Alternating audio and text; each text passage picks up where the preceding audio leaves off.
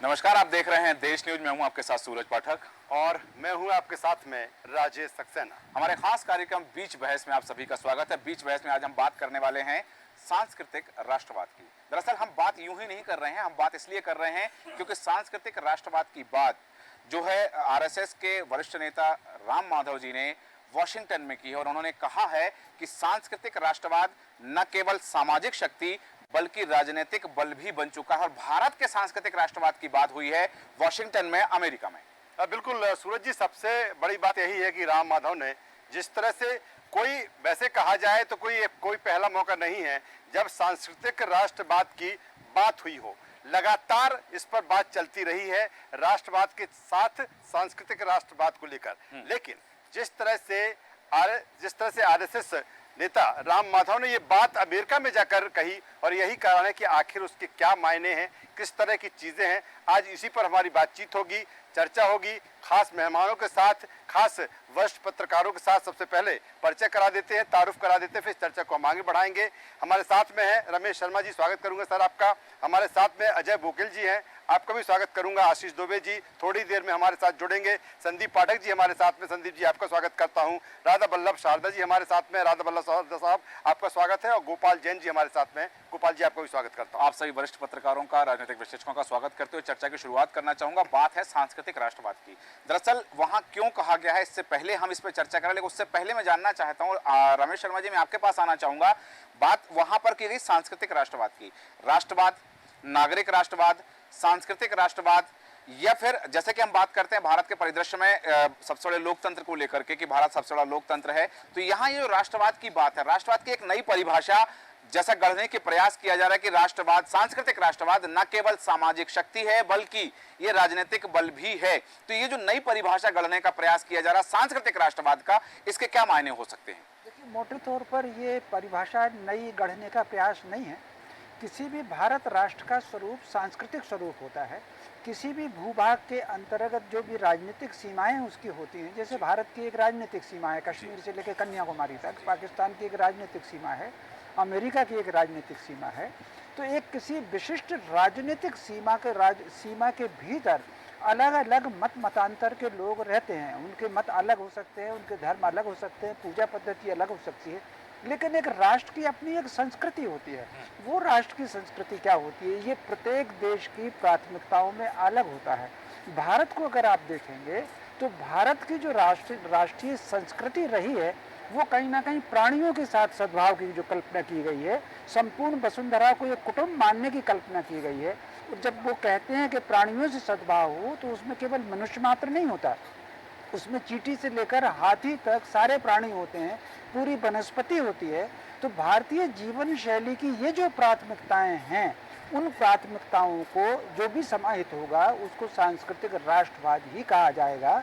किसी व्यक्ति की अपनी पूजा पद्धति अलग हो सकती है, वो प्रार्थना कर सकता है, वो कुछ और तरीके से भगवान को याद कर सकता है, लेकिन ये जो प्राथमिकताएं हैं संस्कृति की, राष्ट्र की, उन प्राथमिकताओं को, मान लीजिए उस भारत राष्ट्र पर किसी ने हमला कर दिया, तो क्या उसको धर्म के भेद के साथ उस हमले को देखा जाएगा? सारे के सारे लोग एकजुट होकर के, तो ये जो एक समय हुआ करता था कि ये केवल सामाजिक क्षेत्र में ही ये चर्चा होती थी, सांस्कृतिक क्षेत्र में चर्चा होती थी, लेकिन अब पिछले कुछ वर्षों से राष्ट्रीय स्वरूप में भी इसकी चर्चा होने लगी। जिस तरीके से कहा गया माँ के नाम पर एक वृक्ष लगाइए, तो माँ का स्थान चूंकि भारतीय संस्कृति में सबसे ऊपर है, तो माँ का जो दर्जा है वो कहीं ना कहीं हमारी राष्ट्रीयता की सांस्कृतिकता का प्रतीक है। तो ये जो नारा दिया गया कि माँ के नाम पर एक वृक्ष लगाइए, या योग को कहा गया कि हम योग दिवस भी मनाएंगे, तो ये जो भारतीय संस्कृति की जो प्राथमिकताएं हैं, उन प्राथमिकताओं को ऊपर लेना, या ये कहा गया कि पाठ्य पुस्तकों में राम का चरित्र होगा,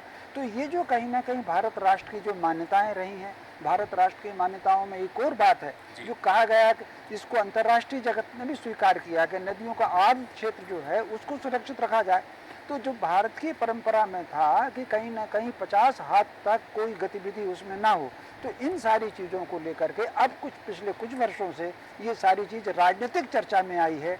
और भारत सरकार या कुछ प्रांतों की सरकार ने राजनीतिक रूप से भी इस बात को प्रमुखता से रखने का जो निर्णय लिया है, मुझे लगता है कि राम माधव जी का संकेत इसी ओर है। लेकिन यहाँ एक बात जरूर जानना चाहूंगा कि राष्ट्रवाद शब्द अपने आप में परिपूर्ण है, उसकी परम व्याख्या है, उसकी पवित्रता है राष्ट्रवाद शब्द की।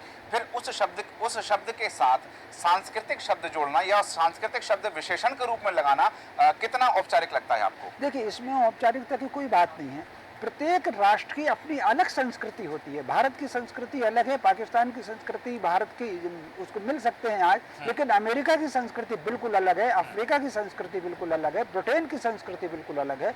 लेकिन जब हम भारत राष्ट्रवाद की बात करेंगे तो उसमें हमको सांस्कृतिक शब्द जोड़ना ही पड़ेगा, क्योंकि भारतीय, आप अतीत को देख लें, भारतीय अतीत में राजनीति और राजसत्ता ये प्राथमिकता में नहीं रही, संस्कृति प्राथमिकता में रही। और उसके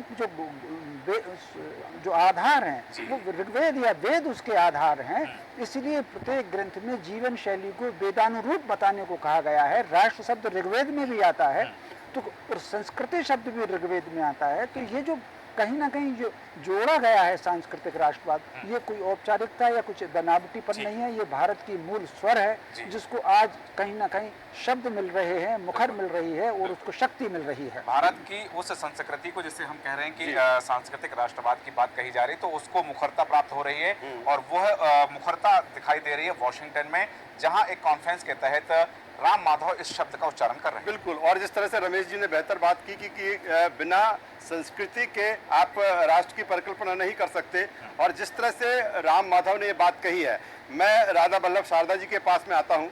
राधा वल्लभ शर्मा शारदा जी, जिस तरह से अगर सांस्कृतिक राष्ट्रवाद की हम बात करें और राष्ट्रवाद की बात करें, भारत जो सांस्कृतिक राष्ट्रवाद की जो परिभाषा है, जो चीज़ें हैं, क्योंकि भारत जिस तरह से है अनेकता में एकता, यहाँ भाषाएं अलग हैं, यहाँ बोली अलग है, पहनावा अलग है, तीज त्योहार अलग अलग क्षेत्रों में है। फिर क्योंकि सांस्कृतिक राष्ट्रवाद कहीं ना कहीं सारी चीज़ों को मिलाकर एक बनता है। राम, जिस तरह से राम माधव ने जो चीज़ कही है, लगता है कितना परिलक्षित होता है, कितना सत्यता की ये चीज़ करीब है। राजेश जी, मैं हट के बात करूँगा थोड़ा सा। राम माधव जी ने वाशिंगटन में ये बात कही, राष्ट्रीय सांस्कृतिक तो एक्चुअल में क्या है कि कुछ लोग हैं, मैं नाम तो नहीं लेना चाहूँगा, या यूँ कह दें विपक्षी दल के लोग, भाजपा भारतीय जो लोग हैं, मैं तो यूँ कहूँगा सीधा सीधा, वो जाके विदेशों में हमारे देश की संस्कृति को बिगाड़ कर दिखाते हैं। तो राम माधव जी का वहाँ जाने के पीछे उद्देश्य ये है कि विदेशों में भारतीयों की संख्या बहुत ज़्यादा है और सारे हाईली क्वालिफाइड लोग हैं वहाँ, जिनको अपनी संस्कृति याद दिलाने के लिए कि भारतीय संस्कृति क्या है और इसका कारण क्या है, भारतीय संस्कृति में क्या चीज़, जैसे आप कह रहे थे परिवारवाद, परिवार का एक होना दिखाना। आजकल परिभाषा बदल गई है परिवार की भी। तो जो जैसे विदेश जो चले गए हैं तो मालूम पड़ा है या तो वो अकेले हैं या अपनी पत्नी या एक बच्चा है, उनके माँ बाप उनसे बहुत दूर हैं।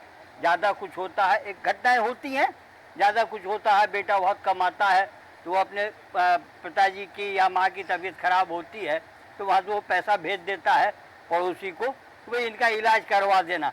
तो इस व्यवस्था को सुधारने के उद्देश्य से राम माधव जी वाशिंगटन गए हैं और वहाँ हिंदुओं को के लोगों को ये बताया है कि ऐसा नहीं है, हम अपनी भारतीय संस्कृति जो है उसके अनुरूप अपने आप को ढालें, हम अपने माँ बाप को नहीं भूलें। जैसे अभी बात चल रही एक पेड़ माँ के नाम, तो वहाँ भी मैं बोलता हूँ कि पहले तो वो पेड़ कटने से जो कट रहे हैं उनको रोकने की बात करिए, लगाने की बात तो बाद में करिए। ठीक है, हमारे तो वही स्थिति यहाँ भी है कि भारत में भारतीय संस्कृति तो जिंदा है, लेकिन जो लोग भारत छोड़कर विदेश में चले गए हैं वो अपनी संस्कृति भूल रहे हैं। तो उसको ठीक करने के लिए या उसको याद दिलाने के लिए राम माधव जी ने भाजपा के हैं और न कांग्रेस के, किसी के नहीं, शुद्ध हिंदू विचारधारा के आदमी। अब हमारे यहाँ जैसे कह दिया लोकसभा के अंदर हिंदू आतंकवादी होते हैं या हिंदू ऐसा होता है, हिंदू नहीं होता है। ये मुद्दा एक अलग है, लेकिन हिंदू अगर अहिंसक, जिस दिन अहिंसक हो जाएगा उस दिन ये जो लोग हैं बोलने वाले, ठीक है। इनका पता नहीं चलेगा राधा कहाँ वल्लभ गए। शारदा जी, जैसा आपने कहा कि वो हिंदू विचारधारा की बात कही, और यही बात लेकर के अजय वकील जी मैं आपके पास आना चाहूंगा कि यहाँ जब भी सांस्कृतिक राष्ट्रवाद की बात आती है या राष्ट्रवाद की बात आती है, क्योंकि हमने देखा है कि चाहे राष्ट्रीय स्वयंसेवक संघ के लोग इस बात का प्रचारित करें या भारतीय जनता पार्टी के लोग प्रचारित करें, क्योंकि हमने चुनाव में भी देखा राष्ट्रवाद की बात और सांस्कृतिक राष्ट्रवाद की बात भी अगर यहाँ पर आ रही है, तो यहाँ अक्सर इस बात को लेकर के भारतीय जनता पार्टी पर आरोप लगाए जाते हैं दूसरे दलों के द्वारा कि वो हिंदू की बात करते हैं, एक वर्ग की बात करते हैं, एक जाति की, एक धर्म की बात करते हैं। तो क्या वास्तव में सांस्कृतिक राष्ट्रवाद या राष्ट्रवाद की जब बात हो रही है, हम सांस्कृतिक राष्ट्रवाद शब्द मैं कहूंगा कि जैसा रमेश शर्मा जी ने कहा कि वो उसी में समाहित है, क्योंकि बिना संस्कृति के राष्ट्र की पहचान नहीं हो सकती है। तो ये सांस्कृतिक राष्ट्रवाद को हमेशा हिंदुओं से जोड़कर क्यों देखा जाता है? तक सीमित नहीं है। अगर ऐसा होता तो हिंदू राष्ट्रवाद ज्यादा सही शब्द होता जी। तो संस्कृति में भारत में चूंकि दुनिया के सबसे ज्यादा धर्म के लोग रहते हैं, अलग अलग जातियों के, अलग अलग बोलियों के, अलग अलग संस्कृतियों के, अलग अलग समाजों के, इतनी ज्यादा विविधता दुनिया के शायद किसी भी देश में नहीं है। तो इस हिसाब से जो शब्द गढ़ा गया है या तैयार किया गया वो संस्कृत ज्यादा फिट है। और पहली बात तो ये कि राम माधव ने पहली बार नहीं कहा है, इसका इस्तेमाल सबसे पहले जो है लाल कृष्ण आडवाणी ने किया था। जब उन्होंने राम रथ यात्रा निकाली थी तो देश भर के अंदर उन्होंने सांस्कृतिक राष्ट्रवाद का संदेश दिया था पूरे देश के अंदर, और उससे एक अलग तरह का वातावरण बना था। लेकिन दरअसल क्या है कि जो राम माधव के जो जिस बयान की या जो वक्तव्य की बात आप कर रहे हैं उसका महत्वपूर्ण पहलू ये नहीं है। उन्होंने जो कहा उसकी बात को, उसके मर्म में हमको जाना पड़ेगा। वो ये है कि दुनिया के अंदर वामपंथी विचारधारा जो है खत्म हो रही है और भारत में उसका सफाया हो रहा है, उसकी जगह सांस्कृतिक राष्ट्रवाद ले रहा है। और इस तरह से हमने जो है भारत की संस्थाओं को उस वामपंथी विचारधारा, उदारवादी विचार से मुक्त करा करके सांस्कृतिक राष्ट्रवाद की तरफ मोड़ा है। ये उनके बयान का सबसे महत्वपूर्ण पहलू है। और अब यहाँ सवाल उठता है कि क्या वामपंथी विचारधारा वाकई पराजित हो गई है? ये बात सत्य है, इसमें कोई शक नहीं है कि आज दुनिया के अंदर सिर्फ 3-4 देश बचे हैं जहाँ पर वामपंथी सरकारें हैं। चीन, वियतनाम, वेनेजुएला और एक आध और देश आप गिन लीजिए उसके अंदर। बाकी जगह ये पिछले 100 साल के अंदर वामपंथी विचारधारा उभरी, उसके बाद धीरे पहले उसकी आर्थिक पराजय हुई, उसके बाद राजनीतिक पराजय हुई। लेकिन हमें एक चीज ध्यान रखना पड़ेगी, कोई विचार हमेशा के लिए मरता नहीं है। हाँ, सही। विचार को खाद पानी देने का काम जनता करती है, और जब उसको लगता है कि ये विचार उसकी भावना के अनुरूप है तो विचार पनपता है, और जब ये लगता है कि उसके विचार उसकी भावना के अनुरूप नहीं है तो वो मरने लगता है या फिर हाशिए पर चला जाता है। आपने उनकी एक बात का जिक्र किया जहां उन्होंने बात कही है वामपंथी विचारधारा की, उन्होंने इस बात का भी जिक्र किया अपने भाषण में कि नेहरूवादी नीति के कारण हमारी राष्ट्रीय एकता खत्म होने वाली थी, हमारी धार्मिकता खत्म होने वाली थी, देश की पहचान खत्म होने वाली थी। इस तरह का भी उन्होंने जिक्र किया है। निश्चित रूप से ये नेहरूवादी तो है ही उस जमाने में, लेकिन हमें एक चीज और का ध्यान रखना पड़ा कि दरअसल नेहरू के जमाने में तो सबसे विरोधी पक्ष जो है वामपंथी हुआ करते थे। तो नेहरू के जमाने में वामपंथी उतने हावी नहीं हो पाए थे जितना इंदिरा गांधी के आने के बाद हुए थे। खास करके वामपंथियों को कमजोर करने के लिए इंदिरा गांधी ने वामपंथियों को धड़े के अपने साथ मिला लिया था, और उसके बाद समाजवादी और वामपंथी विचारधारा इस कदर हावी हो गई कि उन्होंने संस्थाओं पर कब्जा कर लिया और उसने अपने काफी लोग तैयार किए। अगर नेहरू जी के जमाने में जो जेएनयू की बात की जाती है जिसकी, उसकी तो स्थापना 1969 में हुई है, नेहरू जी के मरने के करीबन 7 साल बाद। तो उस समय नेहरू का तो कोई सवाल ही नहीं पैदा होता था। नेहरूवादी विचारधारा का जिक्र नहीं, तो वो है ना, वो उन्होंने जो कहा सही है, लेकिन मेरा कहना ये है कि विचारधारा दुनिया में कोई सी विचार तरह तरह के पनपते हैं, फिर वो उनको जो खाद पानी मिलता है, जनता उसको एक्सेप्ट करती है, रिजेक्ट करती है। अभी स्थिति जो दुनिया के अंदर हम देख रहे हैं और चीजें पलटती नहीं है, जैसे फ्रांस में देख रहे हैं। फ्रांस का जो चुनाव परिणाम आ रहा है वो बहुत कुछ हमारे देश जैसे ही है, काफी कुछ। तो अभी जनता भ्रमित है कि इधर जाए कि उधर जाए। हंग असेंबली का वहां पर परिणाम आया है। लेकिन ये क्या है, ये क्यों होता है? ये भी एक सवाल है। ऐसी स्थिति इसलिए पैदा होती है कि जब विचारधाराएं जो है जन भावना के अनुरूप अपने आप को नहीं बदलती हैं, तो फिर ये भ्रम की स्थिति पैदा होती है। जिस विचारधारा ने समय के साथ अपने को नहीं बदला, सेल्फ करेक्शन नहीं किया, वो विचारधारा धीरे धीरे हाशिए पे चली जाती है, मर जाती है। ये चाहे वामपंथी विचारधारा या और कोई सी विचारधारा हो। तो उनकी जो बात है वो बिल्कुल सत्य है, जो उन्होंने कहा है कि भारत में वामपंथी विचारधारा के लोग या वामपंथी उदारवादी जो है अपने अस्तित्व की लड़ाई लड़ रहे हैं और खत्म हो चुके हैं। ये बिल्कुल सत्य है। आप देखते हैं भारतीय परिदृश्य में इस बात को कैसे देखते हैं आप? हाँ, निश्चित रूप से भाई वामपंथी अब बहुत एक खास इलाके तक सिमट गए, संस्थाएं उनके हाथ से निकल चुकी है अधिकांश, और वो अपने अस्तित्व की लड़ाई लड़ रहे हैं। अब इसकी छोड़े एक वामपंथी लेखक का मैं उदाहरण आपको दूं। उन्होंने एक अपने लेख में लिखा था कि भाई वामपंथी होना आज के जमाने में मजाक उड़वाने जैसा है समाज के अंदर। जो कभी बुद्धिजीवी होने का प्रतीक हुआ करता था। हाँ। लेकिन इसका मतलब ये नहीं कि वामपंथी विचारधारा पूरी तरह मर गई है, खत्म हो गई है, वो अपनी जगह जिंदा है। लेकिन सवाल है कि वो अपनी प्रासंगिकता खोज रही है। अब वो कब मिलेगी या नहीं मिलेगी, ये आगे के समय की बात। बिल्कुल, ये जो बात कही है राम माधव जी ने, उन्होंने कहा है कि ये भारत में वामपंथी विचारधारा, राजेश जी बिल्कुल, उन्होंने कहा कि ये अपने अस्तित्व की तलाश में है और खत्म हो रहा है, और उन्होंने इस बात को चेताया है। अमेरिका के वॉशिंगटन में खड़े होकर बात कही, क्योंकि हमारे यहाँ भारत में यदि वो विचारधारा खत्म हो रही है तो कहीं आपके यहाँ आकर के वो शरण ना ले लें और आपके यहाँ अपने पैर ना पसारने लगे, इस बात का भी उन्होंने जिक्र किया है। बिल्कुल जिक्र किया है। और जिस तरह से अजय जी भी कह रहे हैं कि वामपंथी की जिस तरह से विचारधारा की जो स्थिति देश में है, एक खास जगह सिमट कर रह गई है। मैं सीधे संदीप पाठक जी के पास में आता हूँ। संदीप पाठक जी, बात राष्ट्रवाद, सांस्कृतिक राष्ट्रवाद, लेकिन जब सांस्कृतिक राष्ट्रवाद की बात आती है तो कहीं ना कहीं, क्योंकि हिंदू राष्ट्र की बात पहले लंबे समय से चलती रही है, क्या पहले उस तरफ जाया जाए फिर उसके बाद सांस्कृतिक राष्ट्रवाद की तरफ बढ़ा जाए? देखिए, अभी सांस्कृतिक राष्ट्रवाद जो है स्वामी विवेकानंद के समय से चल रहा है, और यदि बात अपन करें तो ये कोई नया विषय नहीं है। लेकिन राम माधव जी ने ये चुनाव परिदृश्य समाप्त होने बाद, क्योंकि अभी इस समय जो हम लोग कुछ समय से देख रहे थे, राजनीतिक राष्ट्रवाद से भी हम लोग निपटे हैं, तो उसके बाद सांस्कृतिक राष्ट्रवाद की इसलिए जरूरत हुई कि विश्व स्तर पर ये मैसेज देने के लिए कि अब जो हमारा देश है वो उसकी संस्कृति और उसकी मूल्य और उसकी वैल्यूज, जो राष्ट्रीय स्वयंसेवक संघ ने बहुत लचीलेपन से इसको अपनाया है। और अपन कहते जरूर हैं कि राष्ट्रीय स्वयंसेवक संघ कट्टरवाद लेके आता है, लेकिन विचारधाराओं को लेके और परिदृश्य को लेके समय समय पर उसने बहुत परिवर्तन किए हैं, और अपनी विचारधाराओं से उसने अपने आप को बहुत कई जगह बदला है और उसके अनुकूल किया है। तो राम माधव जी ने अगर वहाँ उस अमेरिका में ये मैसेज दिया है तो उनका आशय यही, मुझे ऐसा लगता है उनका आशय यही है कि वामपंथ का ऐना दिखाना, अपने सांस्कृतिक धरोहरों की चर्चा करना, और उसी साथ साथ वो हिंदू राष्ट्रवाद को भी एक जगह कहीं ना कहीं एक मूल्य आधारित स्थिति में व्यक्त करना है। बिल्कुल, आपने कहा कि वो हिंदू राष्ट्रवाद की परिभाषा को भी और हिंदू राष्ट्रवाद की परिकल्पना को भी उस शब्द के माध्यम से व्यक्त करने की ये एक प्रक्रिया हो सकती है, एक प्रयास हो सकता है। लेकिन सबसे बड़ी बात यहाँ पर ये आ रही है, और गोपाल जी आपके पास आना चाहूँगा, ये बात कहाँ कही गई जहाँ सांस्कृतिक राष्ट्रवाद या राष्ट्रवाद को शब्दों से परिभाषित नहीं किया जाता, वहाँ बात की जाती है आधुनिक राष्ट्रवाद की। अमेरिका में आधुनिक राष्ट्रवाद का फैशन चलता है, वहां पर आधुनिक राष्ट्रवाद की बात की जाती है। फ्रांस के लेखक ने भी इस बात को 1982 में लिख दिया था कि अमेरिका के में आधुनिक राष्ट्रवाद को बढ़ावा मिल रहा है। वहां जाकर के सांस्कृतिक राष्ट्रवाद, क्योंकि भारत का कोई भी प्राणी हो, चाहे वो किसी राजनीतिक दल का हो या साधारण व्यक्ति ही क्यों ना हो, जब वो किसी दूसरे देश में जाता है तो भारत की संस्कृति की बात करता है। वो कहता है प्रीत जहां की रीत सदा मैं गीत वहां के गाता हूं, भारत का रहने वाला हूं, भारत की बात सुनाता हूं। ये बात दूसरे देशों में कही जाती है। ये बात कही जाती है कि जिस देश में गंगा बहती है उस देश का रहने वाला हूं। ये बातें हमारी संस्कृति वहां बताई जाती है। तो आधुनिक राष्ट्रवाद वाले देश में सांस्कृतिक राष्ट्रवाद की बात करना क्या उपादेयता रखता है? सूरज जी, सबसे पहले मैं आपको ये बताना चाहूँगा कि इस विषय पे बोलने की हिम्मत कम से कम 250 साल बाद इसकी शुरुआत हुई है। ये बहुत स्वागत योग्य और सम्मान योग्य बात है।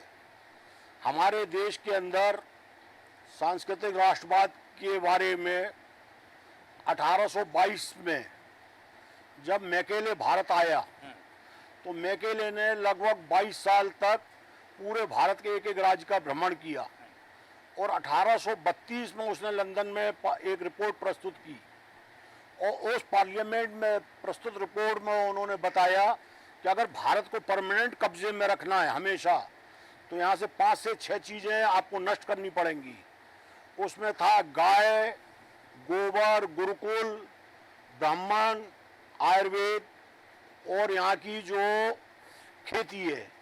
जब तक इनको खत्म नहीं करेंगे तब तक भारत को परमानेंट कब्जे में नहीं रख पाएंगे। तो उसमें संस्कृति सबसे मूल चीज है। अगर हमारी संस्कृति नहीं है तो हम तो मरे के समान है। मैं आपको एक छोटा सा एग्जांपल बताता हूँ अपनी महान संस्कृति के बारे में। मैं एक जैन कम्युनिटी से आता हूँ और 91-92 में एक स्टडी टूर पर मलेशिया के कोलंबो में था।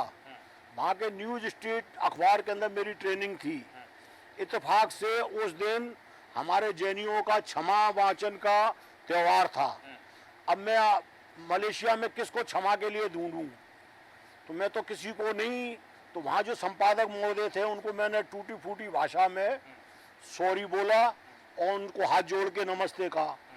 तो उन्होंने सारे लोग इकट्ठे किए, वो मुस्लिम कम्युनिटी। हम संस्कृति की यदि बात कर रहे हैं तो भारत की संस्कृति हमने देखा है कि जो आपने बात कही मैकाले के आगमन को लेकर के, लेकिन उससे पहले भारतीय संस्कृति का आमूलचूल परिवर्तन मुगल शासकों ने किया था। जब मुगल यहाँ शासन कर रहे थे, मुगल आक्रमणकारी यहाँ पर आए और यहाँ की संस्कृति को धता बताते हुए उन्होंने अपनी संस्कृति को यहाँ स्थापित करने का प्रयास किया। तो यदि हम भारत की सांस्कृतिक विरासत की बात करते हैं, हालांकि भारत की जो सांस्कृतिक विरासत रही वो कभी खत्म नहीं हो पाई, ना मुगलों के जमाने में ना अंग्रेजों के जमाने में, लेकिन तब भी यदि वर्तमान में हम बात करें सांस्कृतिक राष्ट्रवाद की, तो वो सांस्कृतिक राष्ट्रवाद क्या उस समाहित संस्कृति को प्रस्तुत करता है जिसमें मुगल भी हैं, जिसमें हिंदू भी हैं? नहीं सूरज जी, मुगलों ने हम पे बहुत अत्याचार किए, जुल्म किए, लेकिन उन्होंने हमारी संस्कृति को खत्म करने में बहुत इंटरेस्ट नहीं लिया। उन्होंने हमारी संस्कृति पे हमला नहीं किया। हमारी संस्कृति को खत्म करने में सिर्फ और सिर्फ क्रिश्चियन और अंग्रेजों ने, उन्होंने मूल जड़ी बनाई कि जब तक इनकी संस्कृति खत्म नहीं करेंगे, और इसके लिए उन्होंने बरसों वर्ष तक प्रयास किए। ठीक। अंग्रेजों ने भारतीय संस्कृति का दमन करने का प्रयास किया, जैसा आपने कहा कि मुगलों का प्रयास शासन करने का था, सांस्कृतिक दमन का नहीं था। लेकिन राजेश जी, यहाँ सबसे बड़ी बात आ जाती है जिस विषय पे हम बात कर रहे हैं, भारत की सांस्कृतिक धरोहर, भारत की सांस्कृतिक विरासत आज भी कायम है।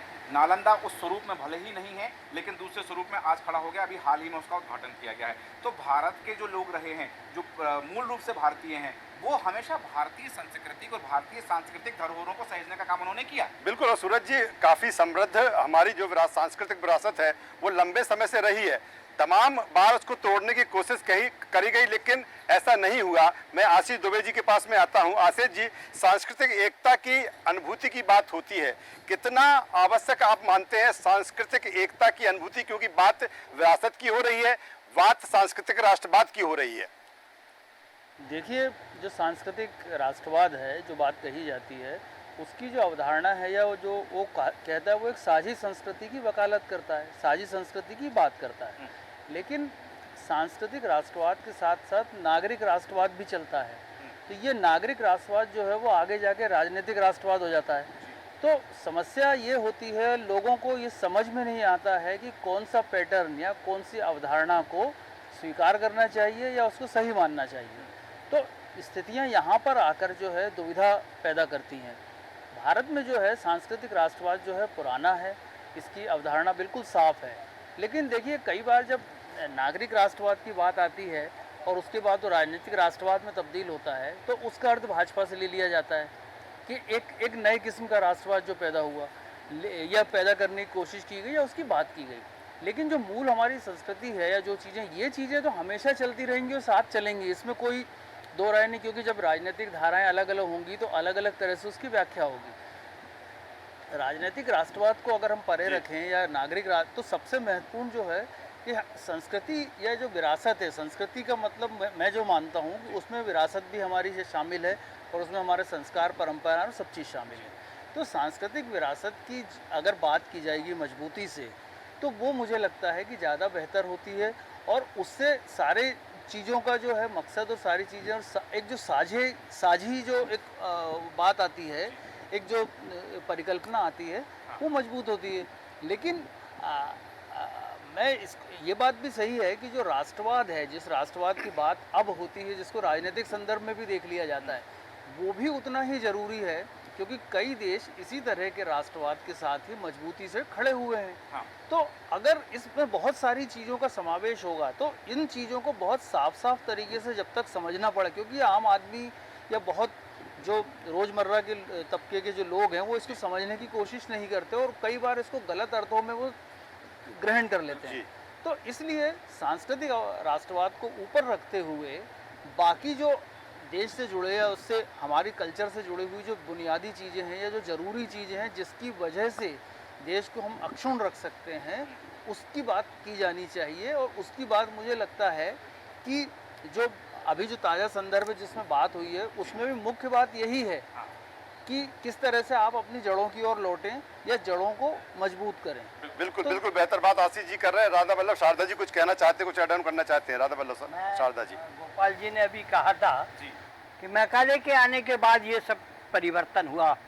मेरी राय ये है और मैं समझता हूँ कि आम भारतीय संस्कृति को मानने वाला आदमी मेरी बात से सहमत होगा।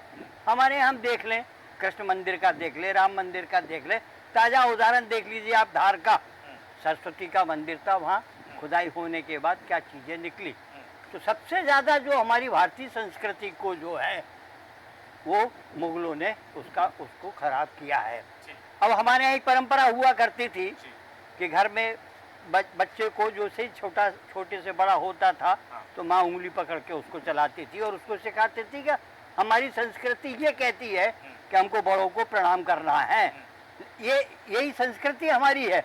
जिस दिन हम भारतीय संस्कृति की तरफ आ जाएंगे वापस, तो उसके बाद में हमारे देश को चार चांद लगने से कोई नहीं रोक पाएगा। हम यदि वापस अपनी संस्कृति पर लौटते हैं और वो संस्कृति को हम पल्लवित और पोषित यदि करते हैं, जो वैभव हमारी संस्कृति का था, यदि वहाँ हम वापस आ जाते हैं तो स्वाभाविक बात है कि हम चाहे विश्व गुरु बनने की बात करें, हिंदू राष्ट्र बनने की बात करें या वापस सोने की चिड़िया बनने की बात करें, वो सार्थक हो सकती है। लेकिन यहाँ सबसे बड़ी बात जो आ रही है, रमेश शर्मा जी मैं आपके पास आना चाहूँगा, जिक्र करना चाहूँगा जो राष्ट्रीय स्वयंसेवक संघ के दूसरे सर संघचालक श्री गुरु जी, उन्होंने अपना एक आलेख लिखा जिसमें उन्होंने सांस्कृतिक राष्ट्रवाद की बात कही।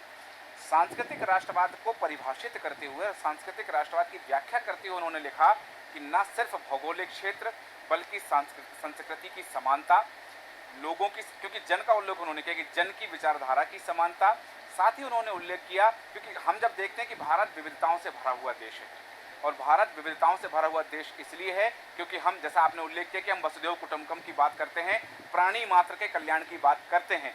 तो ऐसी स्थिति में जब उन विविधताओं के साथ हम अपने परम वैभव की ओर वापस लौट रहे हैं, तो ऐसी स्थिति में वो सांस्कृतिक समानता, वो विचारधारा की समानता, वो कैसे संभव हो पाएगी और जिसके संभव होने के बाद सांस्कृतिक राष्ट्रवाद की परिकल्पना साकार होगी। मोटे तौर पर संस्कृति को और सांस्कृतिक राष्ट्रवाद का जो भाव था, चूँकि गोपाल जैन जी ने भी बिल्कुल ठीक बात कही और शारदा जी ने भी ठीक बात कही, लगभग 712 के बाद भारत की संस्कृति को समूल नष्ट करने का एक योजना से अभियान चला। और योजना से अभियान पहले दमन से चला, तोप तमंचे तलवार से चला और फिर दिमाग से चलाया, उन्होंने कागज से चलाया, नीतियाँ बना करके चलाया। तो मोटे तौर पर जब भारत की संस्कृति की बात हुई तो इन्हीं लोगों ने उस संस्कृति को धर्म से जोड़ा, जबकि संस्कृति का धर्म से कोई संबंध नहीं। जो जैसा कि आपने गुरुजी का उदाहरण दिया है, तो भारत में रहने वाले प्रत्येक जन की संस्कृति, प्रत्येक जन का इतिहास, प्रत्येक जन की परंपरा एक है। भाई नदी को सुरक्षित रखना, वृक्ष को सुरक्षित रखना, गाय को सुरक्षित रखना, ये धर्म का काम नहीं है, ये संस्कृति का काम है, जीवन मूल्यों का काम है। ऐसा तो है नहीं गाय जो है किसी खास लोगों को दूध देती हो और खास लोगों को लात मारती हो, ऐसा नहीं है। नदी कुछ खास लोगों को गंगा जी पानी देती हूँ और दूसरे को नहीं देती हूँ। अब जैसे गंगा जी का पानी इस समय दिल्ली में भी आता है, तो ऐसा नहीं है कि नल, गंगा जी का नल किसी खास जगह चल रहा हो। तो ये जो सांस्कृतिक विरासत रही है, सांस्कृतिक परंपरा रही है कि नदियों को सुरक्षित रखना, वृक्षों को सुरक्षित रखना, प्राणियों में उनको प्रेम करना, अहिंसा का भाव रखना, खान पान ठीक रखना, योजना पूर्वक संस्कृति ने और कुछ शासकों ने इसको एक विशेष धर्म से जोड़ करके दूसरे लोगों को अपने पक्ष में लेने का जो षड्यंत्र किया है, ये विचार चल रहा है। जबकि भारतीय संस्कृति की जब बात होती है तो भारतीय संस्कृति के वाहक वो प्रत्येक जन है जो यहाँ पर निवास करता है, जो भारत की हवा में सांस लेता है। भारत हो, जहाँ तक मैं समझता हूँ, तो संघ वालों ने भी कभी ये नहीं कहते कि हम हिंदू हैं, वो खुद को भारतीय कहते हैं। वो फिर जब दूसरा 2-4 बार कहे गए कि हम फला हैं, तब उसकी प्रतिक्रिया होगी। तो कुल मिला करके भारत की संस्कृति मानव मात्र की संस्कृति है, प्राणी मात्र की संस्कृति है। वो धरती से लेकर के अंतरिक्ष तक के, उनकी प्रार्थना में कहा गया अंतरिक्ष शांति, पृथ्वी शांति, यानी पृथ्वी शांति की अगर बात होती है, सनातन संस्कृति के मूल जो है वो वेद है। ऋग्वेद में आया कि मनोर्भवा, मनुष्य बनो। तो इसका अर्थ क्या है कि मनुष्य बनने का अर्थ क्या है? मनुष्य का कोई हिंदू बनेगा। तो फिर जो लोग संस्कृति के विरुद्ध काम करते हैं, मुगलों की बात हो या पठानों की बात हो या अरबों की बात हो, ये सब आक्रमण 712 के बाद शुरू हुए। लेकिन 712 से पहले अगर भारत में जन्मे ही कुछ लोगों ने संस्कृति को समाप्त करने की कोशिश की है, तो भाई राम जी ने का अवतार काहे के लिए हुआ, कृष्ण जी का अवतार काहे के लिए हुआ, या चाणक्य ने किनके विरुद्ध अभियान चलाया, ये ये जो चले हैं पुष्यमित्र सुगो का अभियान कैसा था, तो कहीं ना कहीं संस्कृति की रक्षा और मानवत्व की रक्षा, शांति की स्थापना। महावीर स्वामी का अभियान क्या था, यही तो थी कि शांति की स्थापना। गौतम बुद्ध का अभियान क्या था, कि सत्य की स्थापना। तो ये जो सारे अभियान चले हैं, असत्य, अगर कोई असत्य बोलने वाला कह दे कि नहीं गौतम बुद्ध तो अलग है, कोई हिंसक व्यक्ति कह दे कि महावीर स्वामी तो अलग है, ऐसा तो है नहीं। ऋषभ देव जी श्रीमद् भागवत में उनको माना गया है, गौतम बुद्ध को अवतार माना गया। तो कुल मिलाकर के भारतीय संस्कृति मानव मात्र की है, प्राणी मात्र की है, शांति की है। यहाँ एक छोटी सी बात करना चाहूंगा। मैं यदि बात करें जिस संदर्भ में हम के राष्ट्रीय स्वयंसेवक संघ के एक वरिष्ठ नेता के बयान को लेकर के, जो वक्तव्य उन्होंने कहा उसको लेकर के, राष्ट्रीय स्वयंसेवक संघ अक्सर अखंड भारत की बात करता है। तो ये जो सांस्कृतिक राष्ट्रवाद की हम बात कर रहे हैं, ये हम वर्तमान भारत के नक्शे की जो भौगोलिक स्थिति उसके परिदृश्य में बात करें, या फिर स्वयंसेवक संघ के मूलभूत आधार को देखें तो अखंड भारत के परिदृश्य में देखें? देखिए, मोटे तौर पर जो संघ की बात है, भारतीय संस्कृति की बात है, वो कहीं ना कहीं उस पूरे स्वरूप पर भारतीय संस्कृति की बात होती है, जिस स्वरूप पर भारत कभी रहा है, जहाँ संस्कृति का निर्माण रहा है। आज अगर उनकी पूजा पद्धति बदल गई है, वो नमाज पढ़ते हैं, मस्जिद जाते हैं, कोई चर्च जाता है, इससे कोई फर्क नहीं पड़ता। वो चर्च जाते रहें, वो नमाज जाते रहें। उसका एक उदाहरण देख लें, भारत में ऐसा नहीं है कि आप किसी एक देव की पूजन करें। आप शिव जी की भी कर रहे हैं, आप लक्ष्मी जी की भी कर लें, आप गणेश जी की भी कर लें, आप नारायण की भी कर लें, आप राहु केतु तक को तो अपन जब यज्ञ करते हैं तो राहु केतु का भी तो हिस्सा रखते हैं। तो भारत ये जो है किसी एक पूजा पद्धति के पक्ष में नहीं है। किसी को यज्ञ करना वो यज्ञ करे, किसी को मूर्ति पूजा करना वो मूर्ति पूजा करे। तो भारत जो है संस्कृति धर्म का कोई ताल्लुक नहीं है संस्कृति से, सांस्कृतिक राष्ट्र भाव होता है। और वो पूरा परिक्षेत्र जो कभी भारत रहा है, जिसमें आज अफगानिस्तान भी है, इसमें आप श्रीलंका भी है, जिसमें नेपाल भी है, तो सांस्कृतिक एकता की अगर बात होती है तो इस पूरे स्वरूप की ही बात होती है। बिल्कुल सही आपने कहा कि वो स्वरूप जो है, वो तस्वीर जो है, वो तस्वीर बिल्कुल अलग है। राजेश जी, जिस सांस्कृतिक राष्ट्रवाद की हम बात कर रहे हैं, भारत की संस्कृति की बात हो रही है, और देश का वह प्रतिनिधित्व, देश की वह बात विदेश की धरती पर कही जाने, जो बात सामने आई कि कई वर्षों के बाद में किसी ने हिम्मत की इस तरह की बात करने की कि भारत की सांस्कृतिक राष्ट्रवाद जो है वो केवल सामाजिक शक्ति नहीं, अब राजनीतिक बल भी बन चुका है। बिल्कुल। और सूरज जी, दूसरी तरफ जब हम बात लगातार ये कह रहे हैं कि अगर संस्कृति की जब बात होती है तो लंबे समय से भारत की संस्कृति समृद्ध रही है, विरासत समृद्ध रही है। लेकिन जब राम माधव वहाँ ये कहते हैं कि जो नेहरू जी की विचारधारा है, वो कहीं ना कहीं चाहे सामाजिक स्तर पर बात की जाए, चाहे राजनीतिक स्तर पर बात की जाए, आर्थिक स्तर पर बात की जाए, कहीं ना कहीं उससे देश को नुकसान हुआ है। संदीप पाठक जी, आप किस रूप में लेते हैं इसको? देखिए, नेहरू जी ने का जो नेहरूवाद है वो वामपंथ और आरएसएस का जो समय, जो उनके भाषा में दक्षिणपंथ जिसको वो कहते हैं, उसके बीच में से उन्होंने अपना रास्ता निकाला। और जब तक कांग्रेस सत्तारूढ़ रही है तब तक उन्होंने नेहरूवाद और नेहरू राष्ट्रवाद का ये कंसेप्ट आया।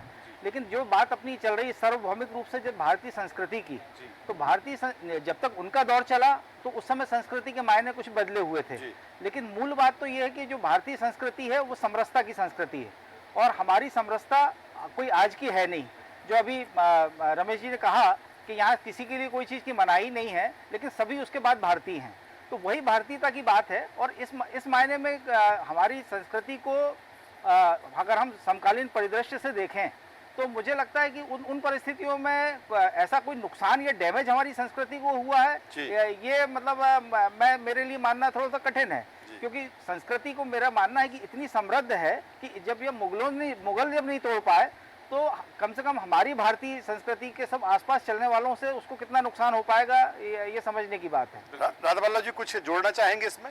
मैं ये जोड़ रहा हूँ, भारतीय संस्कृति हमारे यहाँ पहले जैसे रसोई बनती थी, उस रसोई में सबसे पहला जो रोटी बनती थी वो गाय के लिए होती थी। अंत में जो छोटा सा बटला डाला जाता था वो कुत्ते के लिए होता था। तो ये बंधुत्व की भावना या सबकी बात है। तो हमारी भारतीय संस्कृति को अक्षुण्ण रखने के लिए राम माधव जी गए हैं, और जो विदेश में जो लोग बचे हैं। शारदा जी, ये जो हमारी संस्कृति का आपने एक उदाहरण दिया है, पहली रोटी गाय को, आखिरी रोटी कुत्ते को, ये हिंदू संस्कृति है या भारतीय संस्कृति? भारतीय संस्कृति है ये, भारतीय संस्कृति है। क्योंकि ये जो बाकी जो लोग हैं ये सब भारतीय संस्कृति में बाद में जुड़े हैं, और ये अपने आप को बराबर उसको समाहित नहीं कर पाए ये लोग। लेकिन हमारी संस्कृति उस जमाने में चाहे राजा हुआ करते थे 10, लेकिन सबके यहाँ एक ही बात थी। ठीक है, पाठक जी आप कुछ कहना देखिए, चाह रहे हैं? संस्कृति बहुत विराट शब्द है। हाँ। और ये जो छोटे छोटे हम उदाहरण दे रहे हैं, ये जीवन पद्धति का हिस्सा लोगों का लोकाचार और समय और क्षेत्र के हिसाब से अपनी मान्यताओं के अनुसार होता रहा है। हाँ। संस्कृति को सपोर्ट करता है, लेकिन संस्कृति बहुत व्यापक रूप से जब भारत की बात आती है, कोई रिप्रेजेंट करता है देश को। आज जब हम राम माधव जी अमेरिका में बात कर रहे हैं तो भारत को रिप्रेजेंट कर रहा है वहाँ पे, और भारत की जो मूल्य है संस्कृति उस पर बात हो रही है। यदि हम विषय से भटकते हुए यदि यहाँ कोई दूसरे विषय पे आ जाएंगे नहीं, हम तो क्योंकि विषय- हम विषयांतर नहीं होने नहीं, हम देंगे। अमेरिका वालों को ये मैसेज कैसे दे पाएंगे हाँ। कि हम कितने समृद्ध हैं। बिल्कुल। तो मुद्दा यहाँ पे ये है कि हम उस पर फोकस करें बिल्कुल। कि जो उनको वहां तक पहुंचा सके हमारी बात को। बिल्कुल सही कहा मूल आपने भावना कि ये। हमारा फोकस वहाँ है कि यदि वो जो बात कही गई है तो उसके पैरेलल ही भारत में ही बात होना चाहिए। ऐसा ना हो कि वहाँ हमारे भारत के लोग जाकर के कुछ और बात कर रहे हैं और भारत के ही अंदर भारत के देश कुछ और बात कर रहे हैं यहाँ के नागरिक, तो वो पैरेलल बात होनी चाहिए। जो वहाँ कही गई है वो यहाँ चरितार्थ है। लेकिन यहाँ अजय वकील जी आपसे जानना चाहूँगा, जो एक शब्द उन्होंने कहा है अपने बयान में, अपने भाषण में जो उन्होंने एक बात कही है कि अब भारत में कोई खुद को समाजवादी कहना फैशन नहीं समझता है। अब ये समाजवादी कहना या उदारवादी कहना अब ये फैशन का हिस्सा नहीं है, बल्कि भारत में अब लोग खुद को हिंदू कहते हुए गौरवान्वित महसूस करते हैं। क्या वास्तव में भारत में यही परिदृश्य है? वो उसका परिकल्पना साकार रूप में भारत में दिखती है? इसमें कोई शक नहीं है कि पहले ये था कि आप हिंदू आप कह रहे हैं तो एक तरह से आदमी को शर्म महसूस होती थी या एक ग्लानि महसूस होती थी या एक डरा हुआपन एक भीतर हुआ करता था, वो अब नहीं है। लेकिन समाज के जो राम माधव ने कहा है वो तो बहुत पहले स्वामी विवेकानंद 100 साल पहले कह चुके हैं अमेरिका में जाकर के, तो उन्होंने कोई बहुत नई बात कही ऐसा कुछ नहीं है। हाँ, ये जरूर है कि एक हिंदू धर्म के प्रति अपनी संस्कृति के प्रति लोगों में फिर से एक प्रेम जागा है, बल्कि उस पर गर्व महसूस होने लगा है। ये फर्क निश्चित रूप से आया है और काफी हद तक ये सही भी है। लेकिन सवाल ये ना कि आखिर आप उसको किस हद तक ले जाएंगे, क्या वो टकराव की हद तक जाएगा या लोगों को समाहित करके आगे बढ़ेंगे, ये सबसे बड़ा सवाल है। आप सांस्कृतिक राष्ट्रवाद को हिंसक राष्ट्रवाद में बदलना चाहते हैं कि नहीं बदलना चाहते, या इसको जो है वो एक आदर्श रूप में ही आगे बढ़ाना चाहते हैं जिसमें सबकी जगह हो, ये असली सवाल है। असली टकराव इसी पे होने वाला है जो होने जा रहा है। ये बात वहाँ अमेरिका में कह दी गई है, लेकिन क्या आपको लगता है कि अब भारत में इस बात को लेकर के एक नई चर्चा की शुरुआत होना चाहिए? चाहे वो चर्चा सड़क पर हो, चाहे चौपाल पर हो, चाहे चौराहे पर हो, अब इसको लेकर चर्चा होनी चाहिए? नहीं, चर्चा तो हो ही रही है ना, उसमें किसने रोका चर्चा करने पर? अब क्योंकि ये देखकर सांस्कृतिक राष्ट्रवाद की जहाँ बात आती है तो लगता है कि बुद्धिजीवी और बौद्धिक वर्ग इसको लेकर के चर्चा करता है। ये आम चर्चा में शामिल होना चाहिए, उसके लिए क्या किया जाए? नहीं, देखो, आम जनता तो अपने जीवन में उस राष्ट्रवाद कह लो उसको, या धर्म कह लो, या जो सांस्कृतिक भावना कह लो, उसको तो जी रही थी ना। ये टकराव तो वैचारिक स्तर पर ही था, और वैचारिक टकराव तो आगे भी जारी रहेगा। मैंने आशीष दुबे जी ने जो बात कही थी कि वो जो दैनिक दिहाड़ी करने वाला, मजदूरी करने वाला आदमी है, उसको सांस्कृतिक राष्ट्रवाद या राष्ट्रवाद शब्द की परिभाषा ही नहीं पाता है, नहीं मालूम है, तो उसके लिए उस तक वो बात पहुंची, वो उसके लिए क्या प्रयास होना? नहीं, यहाँ बौद्धिक परिभाषा की बात नहीं हो रही है, वो तो खुद जी रहा है ना उसको। उसको आप क्या परिभाषा बताएंगे? जैसे शारदा जी ने कहा कि ये हमारी परंपरा में शामिल है, ये तो उसकी व्याख्या कर रहे हैं आप। बौद्धिक लोग क्या करते हैं, बुद्धिजीवी हम उसकी व्याख्या करते हैं, शाब्दिक व्याख्या। लेकिन आम आदमी तो उसको जी रहा है ना, आदमी सदियों से जी रहा है। उसको अलग करके और आप उस नए सिरे से कोई परिभाषा को समझाएंगे, उसके लिए उसका कोई मतलब नहीं है। तो सवाल ये है कि मुद्दा इसके राजनीतिक स्वरूप का है। आप उसको राजनीतिक रूप से किस रूप में लेते हैं या किस रूप में लोगों तक पहुंचाते हैं, ये बड़ा सवाल है। इसका राजनीतिक परिदृश्य क्या हो सकता है राजेश? जैसा कि अजय वकील जी ने जो बात कही कि टकराव होने की कितनी संभावना है, और वो व्यक्ति उसको जी रहा है और उस राष्ट्रवाद में जी रहा है, लेकिन उस राष्ट्रवाद को शाब्दिक रूप में वो परिभाषित नहीं कर पा रहा, वो जमीन से जुड़ा हुआ आम आदमी। लेकिन अब जैसा कि आपने कहा कि बौद्धिक वर्ग का विषय है, बौद्धिक लोग इसकी व्याख्या कर रहे हैं, तो वास्तव में उसकी जो व्याख्या है, चाहे राष्ट्रवाद शब्द की बात करें या सांस्कृतिक राष्ट्रवाद जो शब्द पर हम आज परिचर्चा कर रहे हैं, कि वहाँ जो बात कही गई है, तो उसको लेकर के ये जैसा कि अजय वकील जी ने भी जो बात कही कि वो तो उसी को जी रहा है। फिर आज नए सिरे से स्वीकार्यता की यहाँ जब बात आ रही है कि नए सिरे से स्वीकार्यता की आवश्यकता नहीं है, नए सिरे से परिभाषित करने की आवश्यकता नहीं है, लेकिन तब भी ये चीजें चर्चा में तो आती है। बिल्कुल चर्चा में आती है। और जब राम माधव की तरफ से बात निकली है, सूरज जी जिसका जिक्र आपने किया कि अब ये चीजें चर्चा में, हालांकि अजय जी जिस तरह से कह रहे हैं कि चर्चा में तो थी और हम इस पर चर्चा भी कर रहे हैं, लेकिन अब जब बात निकली है तो कहाँ तक जाएगी? और फिर अभी राम माधव ने कहा है, आरएसएस की हम बात करें, फिर बीजेपी की बात करें, और फिर दूसरी तरफ हम ये भी देखते हैं कि भारत की जिस तरह से बनावट है, जिस तरह से संरचना है, उसमें इन बातों को कितना बल मिलता है? आशीष जी, मैं आपसे जानना चाहूंगा। देखिए, जो बात कही गई है, अभी तक जो संदर्भ आए हैं, राम माधव ने जो बात कहा है और जो हालात हैं उनके बीच में, देखिए एक बात है कि जब अभी देखिए बहुत सारी चीज़ों को हम राजनीति से चाह के भी अलग नहीं कर सकते। तो इसलिए जब अभी जब लोकसभा चुनाव के लिए भाजपा का जो घोषणा पत्र आया था, उसमें उन्होंने हिंदू सांस्कृतिक राष्ट्रवाद पर फोकस किया था। वो एक नए तरीके का एक प्रयोग था, या ये जो कह लो कि एक शब्द, बड़ा शब्द बनाया गया था, और उसमें जो मंदिरों का पुनर्निर्माण हुआ है या जो उनको भव्य बनाया गया है, उन सब चीज़ों का उल्लेख भी था। राम माधव ने जो बात कही है वो उसी विचारधारा से जुड़े हुए या उसके साथ साथ चलने वाले एक संगठन से भी जुड़ते हैं। तो ये सारी बातें अलग हैं, लेकिन ये सब चीज़ें अगर गौर से देखी जाए तो कहीं ना कहीं एक होती हैं। लेकिन जो सांस्कृतिक राष्ट्रवाद की बात आती है, जिसको हम मानते हैं कि आम आदमी उसको जी रहा है या जीने की कोशिश कर रहा है, वो बात तो ठीक है, लेकिन उस पर जब इस तरह के बहुत सारे शब्द और बहुत सारी विचारधाराएं या अलग अलग बातें आती हैं तो उसके लिए कन्फ्यूज़न होता है, जो मैं मानता हूँ। मेरे लिए भी हो जाता होगा कभी कभी, तो ये कन्फ्यूज़न होता है। तो दूसरी बात ये है कि जो सांस्कृतिक राष्ट्रवाद है वो एक बहुत उदार और बहुत एक निर्मल सी एक ध्वनि पैदा करता है जो हमारे साथ चलता है। लेकिन कई बार जो उग्र राष्ट्रवाद जब आता है, उसमें संस्कृतिवाद जोड़ दिया जाता है, तो बहुत सारी चीज़ें गड़बड़ हो जाती हैं। मैं ये मानता हूँ कि जो हमारा सनातन सांस्कृतिक राष्ट्रवाद है या जो हमारा सनातन जो एक परंपरा है, अगर उसको आदमी सहज रूप से कर रहा है तो वो अपना दायित्व ठीक से निभा रहा है। अब सवाल ये आता है कि जो लोग इस विचारधारा की बात करते हैं उनका दायित्व भी पूरी तरह से निभाया जाना चाहिए। उस आम आदमी से जिससे अपेक्षा की जाती है कि वो सारी चीज़ों को अंगीकार करे, स्वीकार करे, अपने अमल में लाए, तो उसकी भी बहुत सारी चीज़ें हैं उस सांस्कृतिक राष्ट्रवाद में आती हैं। समानता की बात आती है, मौक़ों की बात आती है, राजनीतिक नज़रिए से देखें तो अवसरों की बात आती है। वो समानता, वो साझी संस्कृति, उसकी पैरवी भी संस्कृति का जो हमारा जो अनुष्ठान है वो अपेक्षा करता है। तो जब ये दोनों जो पहलू हैं या दो अलग अलग केंद्र हैं, वो जब एक दूसरे की चीज़ों को पूरा करेंगे तो ज़्यादा सहजता से संस्कृतिवाद जो है अपना प्रवाह पाएगा। बिल्कुल सही कहा कि ये तब सहजता हो पाएगी और तब वो सार्वग्राह्य हो पाएगा और सबके लिए स्वीकारोक्ति उसके लिए बन पाएगी। लेकिन सबसे बड़ी बात यहाँ पर आ रही है, गोपाल जैन जी आपके पास आना चाहूँगा कि बात हो रही है सांस्कृतिक राष्ट्रवाद की।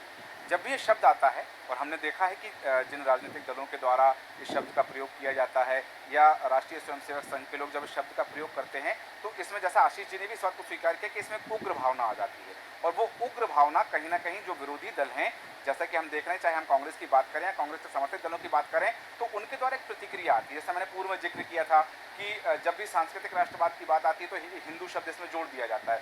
यहाँ क्योंकि हम बात करें संस्कृति की, भारतीय संस्कृति की, सांस्कृतिक विरासत की, तो वो लोग जो सांस्कृतिक राष्ट्रवाद को लेकर के अपना उग्र विरोध प्रदर्शन करते हैं, वो भी तो इसी संस्कृति का हिस्सा हैं। यहीं की नदियों का जल ग्रहण करते हैं, यहीं की भूमि में उपजाया हुआ अन्न ग्रहण करते हैं, तो फिर सांस्कृतिक राष्ट्रवाद पर विरोधाभास कैसा?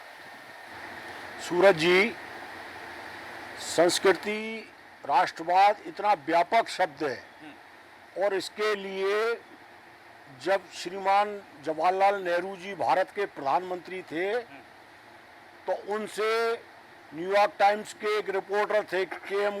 गोविंद उन्नी, मैं उनको पढ़ रहा था एक बार, उन्होंने उनसे कई बार घुमा फिरा के और डायरेक्ट पूछा कि आप भारत को क्या मानते हैं, भारत एक राष्ट्र है या नहीं? तो उन्होंने सीधा सीधा कहा नहीं, भारत कोई राष्ट्र नहीं है, भारत सिर्फ एक जमीन का टुकड़ा है। जब हमारे माननीय पूर्व प्रधानमंत्री जी ने भारत को राष्ट्र नहीं माना तो वो इसकी संस्कृति को क्या मानेंगे? और मैं आपको एक और इसमें जोड़ना चाहता हूँ कि आज की तारीख में भी लंदन में जो सरकार चलती है, ब्रिटिश गवर्नमेंट का होम डिपार्टमेंट, वहाँ से यहाँ पे प्रायोजित कुछ कार्यक्रम किए जाते हैं जिसके लिए 100% फंडिंग मिलती है। जैसे भारत में एक पिक्चर आई मंगल पांडे, बनाने वाले भारतीय थे, उसके लिए फंडिंग 100% लंदन से हुई। लगान आई, रिचर्ड गांधी आई, और अगर आप इसमें देखें तो भारतीय संस्कृति पे कितना प्रहार किया गया है। इसके लिए वहाँ बैठे लोग भारत में, मैं एक साल पहले पाकिस्तान एम्बेसी में मुझे कुछ लाइब्रेरी में काम था, तो मैं उस एम्बेसी में गया तो मैंने उनके एक पोस्टर को देखा। वो पोस्टर पे उन्होंने जो है ना मोहनजोदड़ो हड़प्पा का पोस्टर लगा रखा था। तो मैंने उनके जो लाइब्रेरियन है, मैंने कहा ये मोहनजोदड़ो हड़प्पा आप क्या कैसा? उन्हें नहीं नहीं नहीं, ये तो पाकिस्तान में हमारी संस्कृति में है। तो संस्कृति को लेके इतने इतने बड़े अंतर्राष्ट्रीय दावे हैं, क्योंकि बिना संस्कृति के कोई भी देश देश नहीं है। ये देश के जो बैठे बड़े आका हैं वो जानते मेरा हैं। जो प्रश्न था कि जब सांस्कृतिक राष्ट्रवाद की बात आती है और वहाँ कुछ लोग उग्र हो जाते हैं, तो वो उग्रता क्यों, वो विरोधाभास क्यों?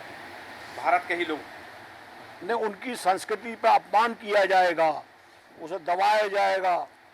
नहीं, वो तो भारत की संस्कृति के लोग हैं ना, भारतीय नागरिक है ना वो, तो फिर उनकी संस्कृति अलग कैसे हो गई यदि भारत के लोग हैं तो? अब कई कई जगह लोगों को भड़काया जाता है, आग में घी डालने वाले भी महानुभाव हैं इसी देश में, जो चोर से चोर कहते हैं और साहूकार से कहते हैं तू जागता रहे। ठीक, ये सियासी लाभ के लिए, सियासी। जैसा कि आप कह रहे हैं कि राजनीतिक लाभ के लिए इस तरह की वातावरण को निर्मित किया जाता है, लेकिन सबसे बड़ी बात है कि भारत का सांस्कृतिक राष्ट्रवाद केवल भारत की भौगोलिक सीमा तक नहीं, पूरी दुनिया तक ये संदेश जा रहा है कि भारत का सांस्कृतिक राष्ट्रवाद केवल सामाजिक शक्ति नहीं, राजनीतिक बल भी बन चुका है। ये बात मैं बार बार इसलिए कह रहा हूँ क्योंकि यही बात राम माधव ने अपने भाषण में कही। और बिल्कुल सूरज जी, राम माधव ने जो बात कही है यूं ही नहीं कही है। जब बात भारत को लेकर विश्व गुरु बनने की हो रही है, भारत के लिए ये बात हो रही है कि बहुत जल्द तीसरी ऐसी इकोनॉमी होगी भारत, इसके साथ ही कि भारत ही लीड करेगा, तो ये तमाम सारी चीजें हैं। और इसके बीच में जिस तरह से सांस्कृतिक राष्ट्रवाद की जो बात आई है, मुझे लगता है जिस चर्चा की आपने बात की थी, अब वो चर्चा शुरू हो चुकी है और देखना है कि चर्चा शुरू होने के बाद कहाँ तक कितने समय में पहुंचती है, देखने वाली बात होगी। तो सही कहा आपने कि अब ये बात आम धारणा, क्योंकि जैसा कि कहा अजय बुकिल जी ने जो बात कही, हमारे साथ जो पैनल है उन पैनलिस्ट ने जो बात कही कि ये बौद्धिक वर्ग का विषय है। अब ये सिर्फ बौद्धिक वर्ग का विषय ना रह जाए, ये आम चर्चा में भी आ जाए, उस स्तर तक अब भारत में ये बात जानी चाहिए कि जैसा मैंने पूर्व में उल्लेख किया कि भारत के सांस्कृतिक राष्ट्रवाद की बात भारत की भौगोलिक सीमाओं से निकल करके अब विश्व के फलक पर छा रही है, तो ये भारत के लिए गौरवान्वित करने वाला पल है। और ये बात कहने वाले हैं राष्ट्रीय स्वयंसेवक संघ के नेता राम माधव। हालांकि बिंदु और जिन पर हम चर्चा कर सकते हैं, पर समय हमें अनुमति नहीं देता। चर्चा को विराम देंगे। आप सभी मेहमानों का बहुत बहुत धन्यवाद। आशीष दुबे जी, राधा वल्लभ शारदा जी, संदीप पाठक जी, रमेश शर्मा जी, गोपाल जैन जी, अजय बुकिल जी, आप सभी का धन्यवाद। चर्चा में शामिल होने के लिए बात की जा रही है सांस्कृतिक राष्ट्रवाद की, और सांस्कृतिक राष्ट्रवाद, भारत का सांस्कृतिक राष्ट्रवाद जो वर्तमान में न केवल सामाजिक शक्ति है बल्कि राजनीतिक बल भी बन चुका है। और वही राजनीतिक बल जिसका उल्लेख किया है 10 साल पहले हमें जनादेश मिला था। राम माधव जी ने जो कहा कि 10 साल पहले हमें जनादेश मिला था और हमने बहुत कुछ बदलने की कोशिश की। देखना दिलचस्प होगा कि भारत में और को क्या क्या बदलने वाला है। ये तस्वीरें भी, हम बदलती हुई तस्वीरें देखने के हम और आप साक्षी होंगे। कल फिर ऐसे ही मुद्दे के साथ होगी आपसे मुलाकात। तब तक बने देश न्यूज के साथ। नमस्कार।